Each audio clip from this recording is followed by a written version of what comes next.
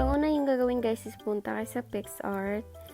Tapos, as you can see, marami siyang mga options dyan. Punta lang kayo sa all photos nyo. Tapos, pumili kayo ng best picture nyo or yung favorite picture nyo na gusto nyo i-edit.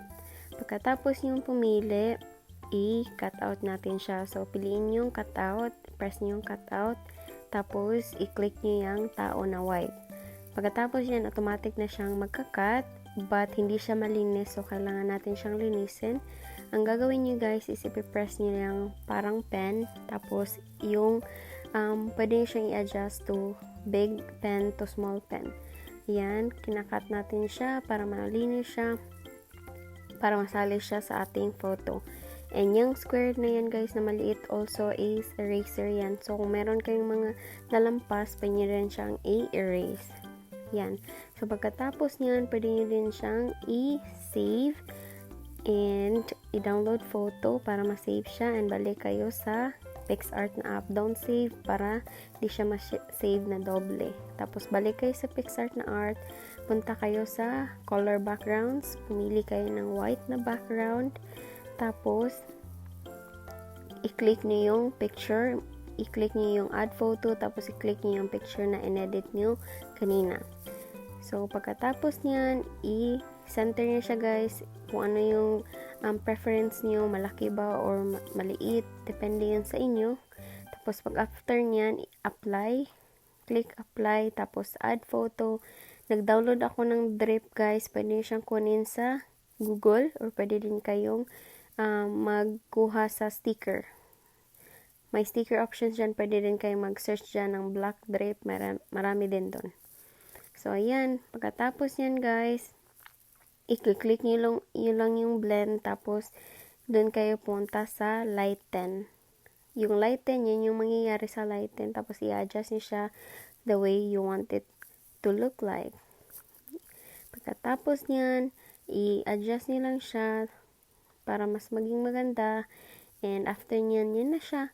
And, meron na kayong drip na picture.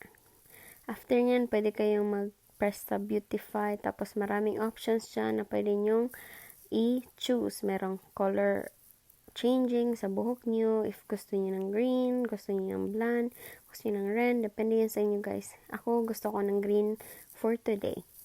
And after nyan, pwede kayong punta sa marami pang ibang options. Pwede nyo siyang i-try. Meron daw mga color of the eyes, ganun. And, pwede din kayo punta sa sticker, tapos search nyo yung crown. Mga cute crown.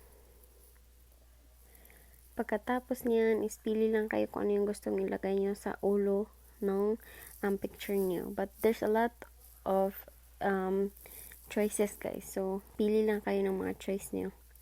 Pagkatapos niyan, yan na siya. I-adjust nyo lang siya. Pwede nyo siyang palakihin, pwede nyo siyang paliitin. Yung arrow, yung nakaslanting na arrow, yan yung pwede nyong gamitin pang adjust. Ayan. So, after nyan, kapag okay na kayo, pwede nyo rin siyang i-edit if ano yung gusto nyo guys, dark ba or light, or gusto nyo lang na same. After nyan, is apply nyo siya, save, apply. Yan. And after, meron pang ibang choices dyan guys. Pwede kayong punta sa effects. Sa effects, maraming choices din na pwede kayong pilian na mga effects dyan. Meron dyang mga filter. Meron ding mga effects na pwedeng pang ganyan. So, piliin nyo lang kung ano yung gusto nyo. Pwede siyang gawing ganyan. Pwede din yung pumapangit tayo. Pwede din yung pumapangit. Maraming pwedeng piliin dyan, guys. Na-screenshot ko siya, guys, para mapakita ko lang sa inyo na meron siyang other choices. Kasi gusto ko yung kanina na parang twins. So, screenshot ko siya para ma-save na siya agad. Hindi ko na kailangang i-save pa. Ayan, merong mga other choices. Pili lang kayo dyan, guys. Marami talaga. And, depende na yan sa inyo kung ano yung mas gusto nyo. At kung ano yung mas preference nyo na look. Ayan. Pili-pili lang kayo dyan. Marami talagang choices. If gusto niyo yung pa-cool, ganyan. Meron din dyan. And then, after nyan, yan na guys. Sobrang dali lang. And then, yan na yung mga effects niya na pwede nyong pilian. Sobrang dali lang talaga. Hindi nyo na kailangan i-hassle pa. Para nga siyang sobrang dali lang. Para lang tayong naglalaro. Ayun. Yan. May artistic. Punta kayo sa artistic. Pwede kayo pumunta sa magic. Pwede kayo pumunta sa blur, sa sketch, sa pop art. Marami talagang iba dyan guys. So, ang gagawin nyo lang is i-adjust nyo siya. Marami siyang, if gusto nyo siyang i-adjust, pwede nyo lang siya i-double click yung filter or yung choice na gusto nyo. So, para ma-adjust nyo siya, i-double click nyo siya, tapos lalabas yung mga lines na yan. Ayan. And, okay na guys. Yan na yung picture nyo. Yan. Pwede siyang adjust the way you like it. Ayan. So, pretty na guys. So, yan guys. Yan na yung first ko na way na pag-edit. Next, so guys, is punta na ulit kayo sa Picsart. Tapos, pili ulit kayong picture. Tapos, crop ulit. Kasi yan, perfect siya. So, no need na mag-clean. After yan is next, save nyo siya and download photo. After ng download photo is bumalik kayo. Don't save kasi madodoble siya ng pagka-save. And balik kayo sa background. Choose white color. Yan, white na yan. Tapos, i-add photo. Ilagay nyo yung photo niya na kinwrap nyo na. Yan. Tapos, i-add photo. Apply muna guys. Click apply muna. Kapag okay na kayo sa size, click apply. Tapos, add photo. Tapos, piliin nyo yung drip. Yan. So, i-edit nyo siya na parang ka-same size ng photo nyo. Tapos, choose lighten. Click blend, tapos lighten. Tapos, after nyan, okay na siya. Ganyan na siya.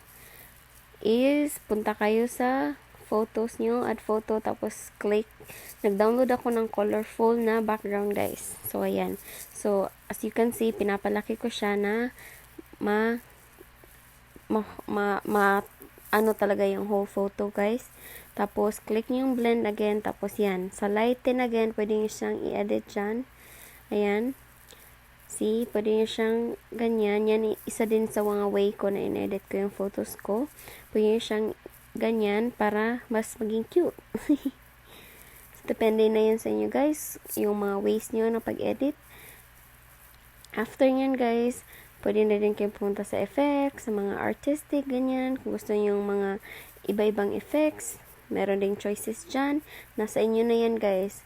Ako, mahilig ako sa mga ganyan, na mga effects, yung mga artistic. So, pinipili ko siya, guys. Depende sa photo and depende kung ano yung mas gusto ko sa photo na yan. Yan. So, maraming choices dyan. Click nyo lang yung effects, tapos marami ng choices. Kayo na bahala. Pumili kung ano yung mas bet nyo. Yan. So, as you can see, naghanap ako ng mas bet ko, guys. Yan. Meron din yung parang yung sketch. Yan. Maraming choices dyan. As you can see naman, daming choices, daming pagpipilian. Yan. So, yan yung napili ko. And after that, apply, click apply, and then punta kayo sa sticker. Sa sticker, guys, maraming choices.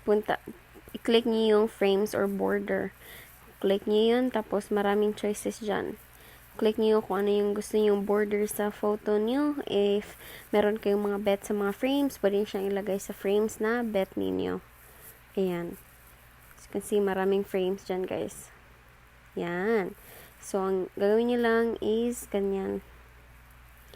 Para mas mabilis at mas maganda. Ayan.